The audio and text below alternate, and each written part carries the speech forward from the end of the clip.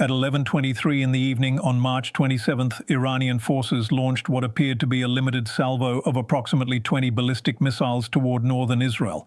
90 seconds after the first missile broke the atmosphere, Israel's multi-layered air defense network covering the entire northern theater was no longer functioning. When the initial assessment reached IDF command centers 18 minutes later, the conclusion was unambiguous.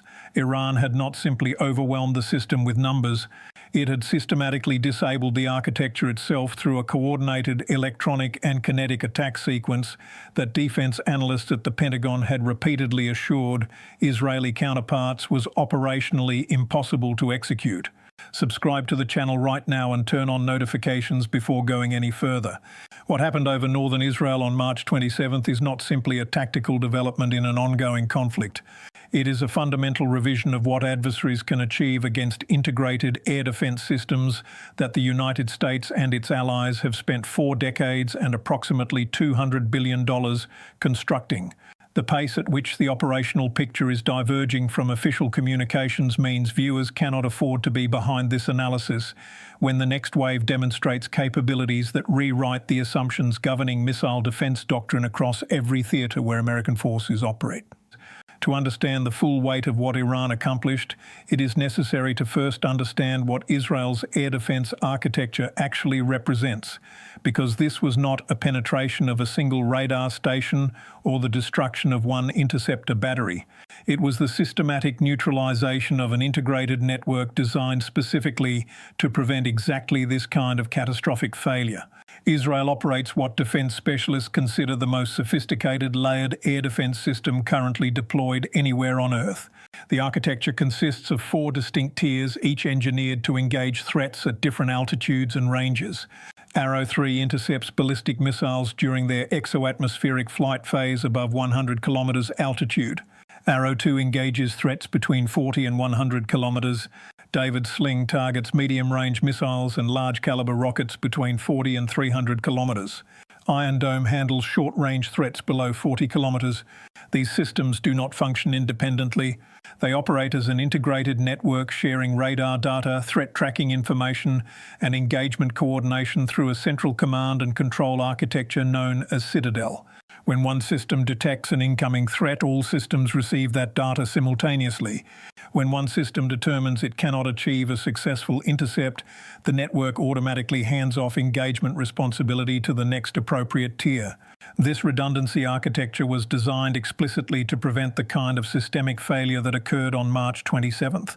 Pentagon assessments dating back to 2019 repeatedly concluded that simultaneously disabling all 4 tiers would require either a saturation attack of more than 500 missiles launched within a 60-second window or a cyber attack achieving access to classified command protocols that multiple layers of air-gapped systems were engineered to prevent. Iran accomplished the objective with 20 missiles and 0 evidence of cyberspace penetration. The question that has consumed defense analysts across 3 continents for the past 72 hours is devastatingly simple. How did they do it, and can they do it again on a larger scale against different targets? The answer begins 97 seconds before the first missile impact, with something that Israeli radar operators initially classified as atmospheric interference. At 11:21 and 46 seconds, radar systems across northern Israel began detecting what appeared to be ionospheric disturbance, creating signal degradation across multiple frequency bands simultaneously. The degradation was not severe enough to blind the radars completely, but it reduced detection range by approximately 38% and introduced what operators described as ghost returns that complicated threat discrimination. Standard operating procedure for this type of interference is to switch to backup frequency bands and increase radar power output to compensate for atmospheric absorption. Israeli operators executed that protocol within 14 seconds. What they did not realize until post-incident analysis was completed is that the atmospheric interference was not natural. It was being generated by Iranian electronic warfare systems operating from positions inside Syrian territory, approximately 220 kilometers from the Israeli border. According to signals intelligence analysis conducted by Unit 8200, Israel's Signal Intelligence Directorate, the Iranian systems were transmitting high-power electromagnetic pulses calibrated to mimic naturally occurring ionospheric disturbance. The mimicry was sophisticated enough that automated threat detection algorithms classified the interference as environmental rather than hostile, preventing the defensive systems from implementing electronic attack countermeasures that would have been triggered by recognized jamming signatures. While Israeli radar operators were responding to what they believed was atmospheric interference, the actual missile salvo was already in flight. The 20 missiles that appeared on Israeli radar screens at 11:23 were not the entire attack package. They were the visible component designed to be detected and engaged. 41 seconds before those missiles became visible to Israeli radar, Iran had launched an additional wave of 6 missiles following a drastically different trajectory profile. These 6 missiles did not follow the standard ballistic arc that air defense systems are optimized to intercept. They followed what missile engineers call a depressed trajectory, remaining below 60 kilometers altitude throughout their entire flight path and approaching Israeli airspace at angles that exploited known gaps in radar coverage created by terrain masking from the Golan Heights. The depressed trajectory missiles were not carrying explosive warheads. They were carrying electronic warfare payloads specifically engineered to target the data links that connect individual air defense batteries to the Citadel command network. According to technical assessments that have been shared with NATO missile defense planners, each of the 6 electronic warfare missiles deployed a cluster of submunitions during terminal descent. Each submunition transmitted high-power jamming signals across the specific frequency bands that Israeli air defense systems use for command and control communication. The jamming was not broad-spectrum interference that would be immediately obvious to operators. It was precisely targeted to corrupt the data packets that individual batteries used to receive engagement commands from Citadel while leaving other communications intact. The result was a cascading failure that became catastrophic within 43 seconds. Individual Arrow and David Sling batteries detected the incoming missile salvo and calculated intercept solutions, but when they attempted to receive engagement authorization from Citadel, the corrupted data links prevented proper command reception. The batteries interpreted the communication failure as a system malfunction rather than enemy action and automatically shifted to local autonomous mode, where each battery makes engagement decisions independently without network coordination. That shift was exactly what the Iranian attack plan was designed to trigger. In network-integrated mode, Israeli air defense batteries coordinate their intercept attempts to ensure multiple batteries do not waste interceptors engaging the same threat. In autonomous mode, that coordination disappears. When the 20 visible Iranian missiles entered engagement range, 7 different Israeli batteries independently decided to engage the same high-priority targets. The result was interceptor fratricide, where multiple Israeli missiles converged on the same Iranian missiles and either collided with each other or created overlapping blast patterns that reduced intercept probability. Israel fired 63 interceptors at 20 Iranian missiles. 19 of those interceptors were destroyed or deflected by interference from other Israeli interceptors. The remaining 44 engaged their targets with a success rate of approximately 11%, far below the 78% success rate that the systems achieve under normal network-coordinated operations. If the channel is giving viewers the analysis this situation deserves, the kind that explains mechanisms rather than just reporting events, subscribe now and share this video with anyone trying to understand what is actually happening behind the daily headline cycle. When the next demonstration of these capabilities reaches the scale where official framing can no longer contain what operational reality is showing, when the economic consequences of this paradigm shift begin appearing in defense budgets and procurement programs, when the strategic implications clarify through additional battlefield testing, the analysis will be here.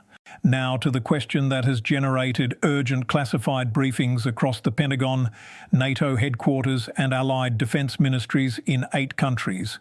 Why did no one see this attack methodology coming? And why did Pentagon assessments repeatedly conclude it was impossible? The answer reveals fundamental assumptions about missile defense that the March 27th attack has now invalidated. American missile defense doctrine has evolved over 4 decades around a central assumption that defeating sophisticated integrated air defense networks requires either overwhelming numerical superiority or cyberspace penetration achieving deep access to classified command systems. The idea that an adversary could systematically disable a network through coordinated electronic and kinetic effects without touching the actual computer systems was considered theoretically possible but operationally implausible. That assessment was grounded in the belief that the electromagnetic warfare technology required to precisely target specific data link frequencies, while maintaining that targeting throughout high-speed missile flight was beyond the technical capabilities of regional powers like Iran.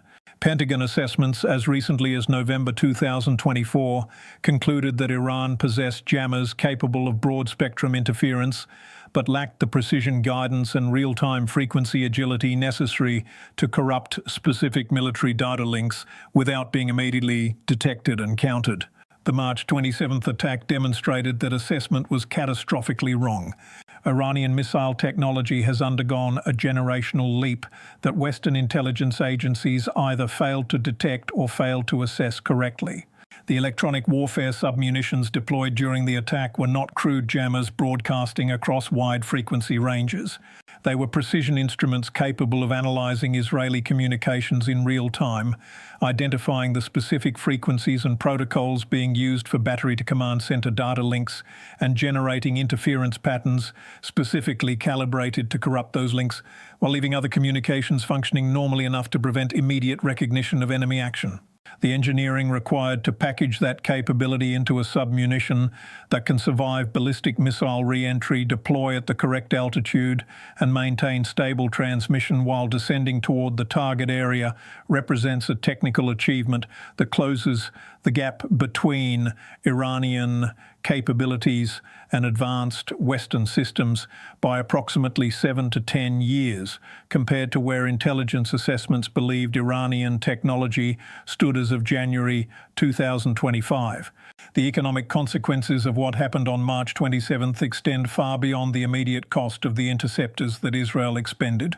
At approximately $4 million per Arrow interceptor and $1 million per David's Sling interceptor, the 63 interceptors fired during the 90-second engagement represent an immediate expenditure of roughly $187 million. That figure is manageable within Israel's defense budget and will certainly be replenished through emergency American military aid already being negotiated through congressional appropriations committees.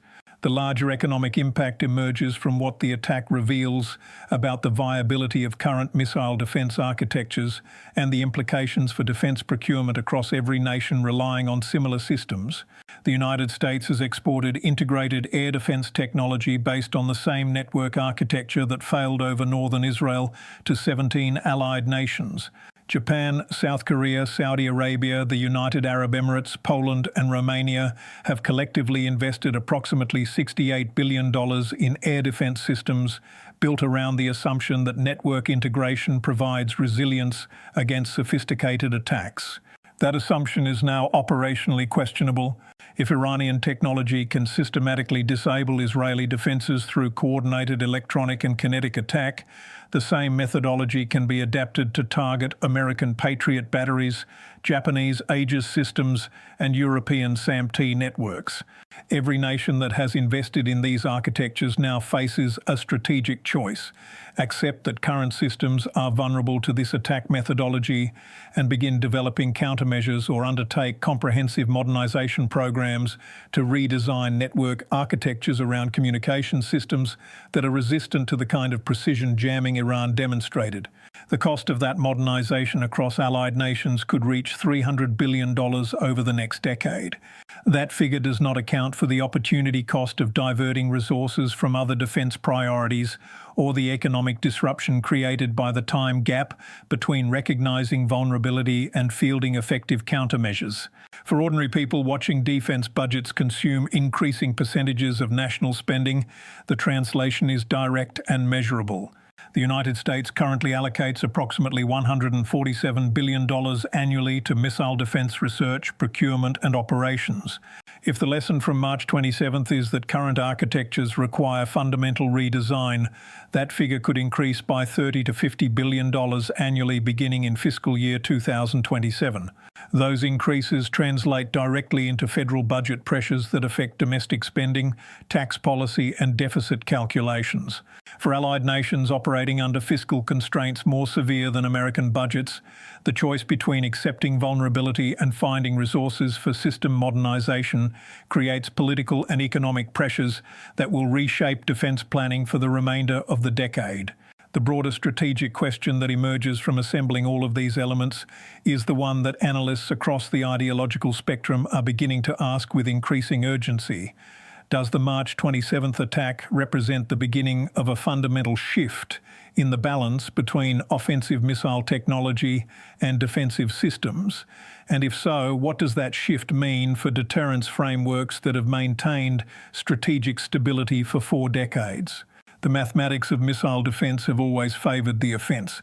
Interceptors cost substantially more than the missiles they engage, creating economic asymmetries where adversaries can impose disproportionate costs on defenders.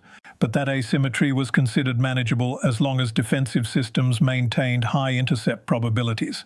An 11% success rate transforms the economic equation into something that no defense budget can sustain. If Iran can reliably disable Israeli air defense networks and reduce intercept probabilities to single digits, the cost-imposition ratio becomes prohibitive.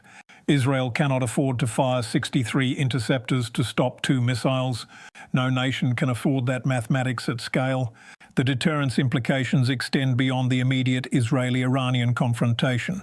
American extended deterrence commitments to Japan and South Korea rest on the assumption that missile defense systems can blunt North Korean attacks enough to prevent catastrophic damage while American forces prepare retaliation.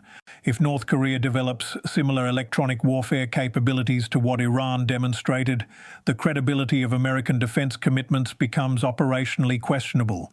South Korea cannot accept 11% intercept probabilities against missiles potentially carrying nuclear warheads. The erosion of confidence in American missile defense technology could drive allied nations toward independent nuclear deterrent development, fundamentally reshaping proliferation dynamics across Asia. The same strategic logic applies to European security. NATO missile defense architecture in Poland and Romania was designed to protect European territory from Iranian missiles. If Iranian technology can systematically disable those defenses, the strategic value of the entire European missile defense program comes into question. European nations have invested approximately 41 billion euros in missile defense systems over the past 15 years. That investment was premised on the assumption that the systems would maintain intercept probabilities above 65% under realistic attack conditions.